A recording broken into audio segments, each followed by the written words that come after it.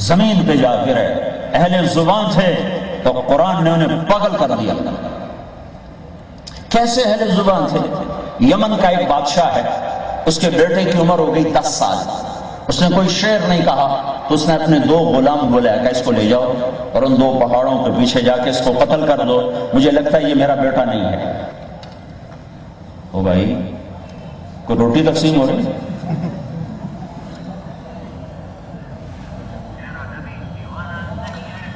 دونوں غلام اس بچے کو لے کر پہاڑ کے پیچھے گئے، انہوں نے تلوار نکالی۔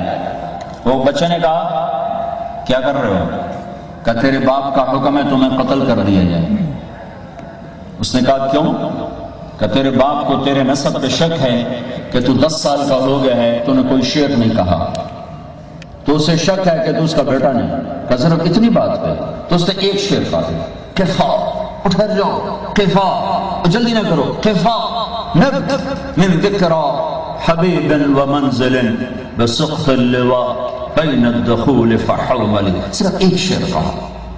پھر بعد میں جب وہ شاعر بنا تو اس نے اسی پر 90 اشعار کا قصیدہ کہا، فَفُوضِحَ فَالْمِقْرَاتَ لَمْ يَعْفَ رَسْمَهَا لِمَا نَسَجَتَهَا مِنْ جَنُوبٍ وَشَمْأَلِ تَرَى بَعْرَ الْآرَامِ فِي عُرْصَاتِهَا وَقِيعَانِهَا كَأَنَّهُ حَبُّ فُلْفُلِ كَأَنِّي غَدَاةَ الْبَيْنِ يَوْمَ تَحَمَّلُ لَدَى سَمَرَاتِ الْحِيِّ نَاقِفُ حَنْظَلِ وُقُوفًا بِهَا صَحْبِي عَلَيَّ مَطِيَّهُمْ يَقُولُونَ لَا تَهْلِكْ أَسًا وَتَجَمَّلِ وَإِنَّ شِفَائِي عبرة مهراقة فهل عند رسم دارس من معول ففاضت دموع العين مني صبابة على النحر حتى بل الدمع محملي۔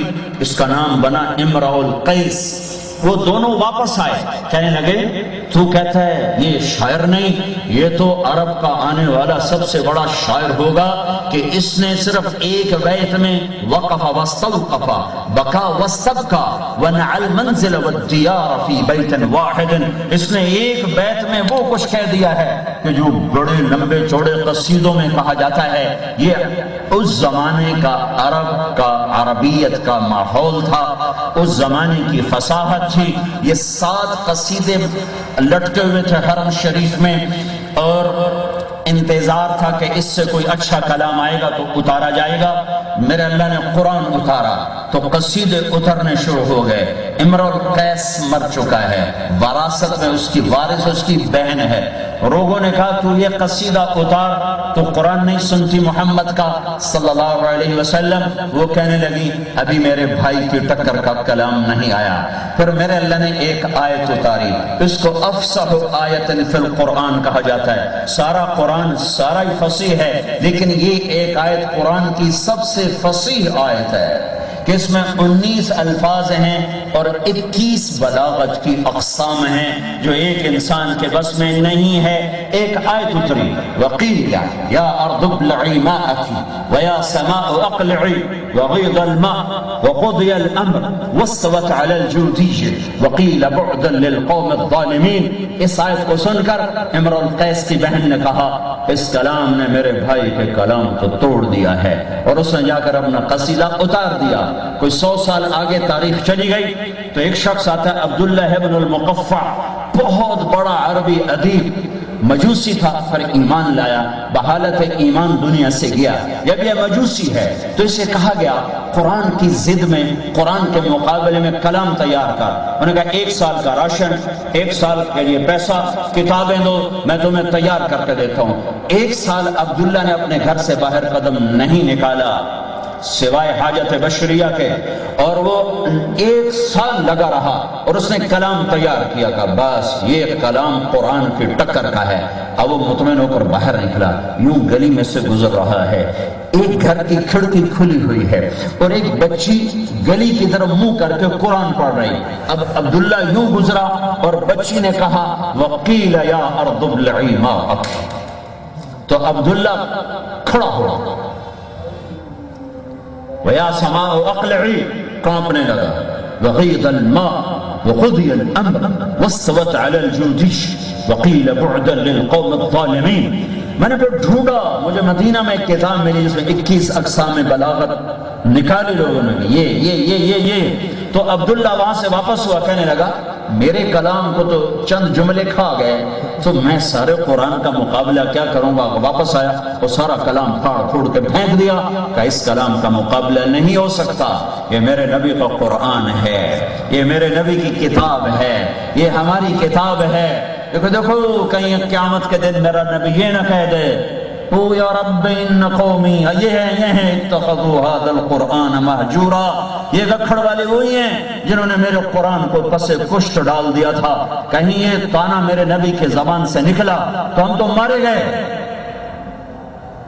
ہاں یہ دل میں بسانے والی کتاب ہے, یہ وجود سے چھل کے بازاروں میں زندہ ہو, گھروں میں زندہ ہو تو اس کی طاقت ظاہر ہو. بندوق کی گولی ہاتھ میں اس کی طاقت ظاہر نہیں ہوتی ہے, وہ بندوق کی نال میں اس کی طاقت ظاہر ہوتی ہے. گولے کی طاقت وہ ہاتھ سے ظاہر نہیں ہوتی ہے, وہ توپ کی نال میں رکھ کے چلاؤ تو پھر اس کی طاقت ظاہر ہوتی ہے. قرآن مدرسے میں پڑھا ہوا اس کی طاقت ظاہر نہیں ہوتی ہے, مسجدوں میں رکھا ہوا اس کی طاقت ظاہر نہیں ہوتی ہے. جب یہ زندگی میں آتا ہے تو پھر اس کی طاقت سامنے آتی ہے. عرب دیوانے ہو گئے. اور رات کو آ کرنا جب ہمارے نبی نفلوں میں قرآن پڑھتے تو کھڑے ہو کر سنا کرتے تھے. تو ایک رات عمر بن خطاب پردے کے پیچھے چھپے ہوئے, اللہ کے نبی کی عادت تھی حجر اسود کی طرف آ کر نماز پڑھتے تھے کہ قبلہ بھی سامنے اور بیت المقدس بھی سامنے, اس لیے دونوں کو سامنے رکھ کے نماز پڑھتے تھے. تو آپ پڑھ رہے تھے, عمر چھپے ہوئے اور میرا نبی کہہ رہا ہے الحاقہ ما الحاقہ وما ادراک ما الحاقہ كذبت ثمود وعاد بالقارعة فأما ثمود فأهلكوا بالطاغية وأما عاد فأهلكوا بريح صرصر عاتية سخرها عليهم 7 ليال و8 أيام حسوما فترى القوم فيها صرعى كأنهم أعجاز نخل خاوية فهل ترى لهم من باقية وجاء فرعون ومن قبله والمؤتفكات بالخاطئة فعصوا رسول ربهم فأخذهم أخذة رابية إنا لما طغى الماء حملناكم في الجارية لنجعلها لكم تذكرة وتعيها أذن واعية فإذا نفخ في الصور نفخة واحدة وحملت الأرض والجبال فدكتا دكة واحدة فيومئذ وقعت الواقعة وانشقت السماء فهي يومئذ واهية والملك على أرجائها ويحمل عرش ربك فوقهم يومئذ 8 يومئذ تعرضون لا تخفى منكم خافية فأما من أوتي كتابه بيمينه فيقول هاؤم اقرءوا كتابيه إني ظننت أني ملاق حسابيه فهو في عيشة راضية في جنة عالية قطوفها دانية كلوا واشربوا هنيئا بما أسلفتم في الأيام الخالية وأما من أوتي كتابه بالشمال فيقول يا ليتني لم أوت كتابيه ولم أدر ما حسابيه يا ليتها كانت القاضية ما أغنى عني ماليه هلك عني سلطانيه خذوه فغلوه ثم الجحيم صلوه ثم في سلسلة ذرعها 70 ذراعا فاسلكوه إنه كان لا يؤمن بالله العظيم ولا يحض على طعام المسكين فليس له اليوم هاهنا حميم ولا طعام إلا من غسلين لا يأكله إلا الخاطئون. یہ میرے نبی نے تلاوت فرمائی اور میرے آیت پردے کے پیچھے عمر بن خطاب کے منہ سے نکلا ما اسحرہ, کتنا بڑا جادوگر ہے, کیا ما اشعرہ, کتنا بڑا شاعر ہے, کتنا بڑا شاعر ہے.